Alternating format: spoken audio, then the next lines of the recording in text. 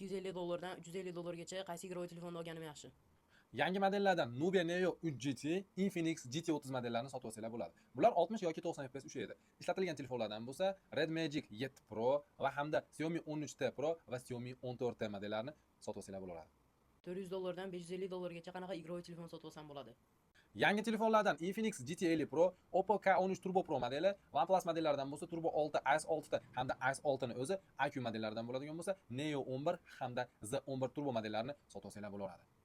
Xuddi shu narxlarga ishlatilgan telefonlardan Honor GT Pro modeli, Red Magic 9 Pro modeli, Asus ROG Phone 8 modellari va planshetlardan Lenovo Legion Gen 4 va iPadlardan bo'lsa iPad M1 chipli planshetlarni sotib olsanglar ham bo'laveradi. $600 dan $800 Yangi modellardan Xiaomi 17T Pro modelini, Honor Win RT modellarini, Realme GT 8 Pro va hamda OnePlus 15 modellarini bemalol sotib olsanglar bo'laveradi. Ishlatilgan telefonlardan bo'ladigan bo'lsa, Red Magic 11 Pro, 10 Pro modellari, IQ 15, Honor Win telefonlari va hamda planshetlarga keladigan bo'lsak, iPad M4 chipli hamda Lenovo Legion Snapdragon 8 Elite Gen 5 chipi qo'yilganlarini bemalol sotib olsanglar bo'laveradi.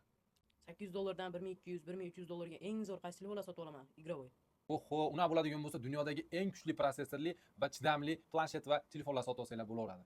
Bular ichiga IQ 15 Ultra, wow, Red Magic 11S Pro Plus modeli, Red Magic Astra 2 plansheti va hamda iPadni M5 chipi bilan chiqarilgan iPad Pro modeli sizlarga ma'qul keladi. Like bosib qo'yinglar, bunaqangi ma'lumotlar faqat Mix Mobile'da bo'ladi. Sog' bo'linglar.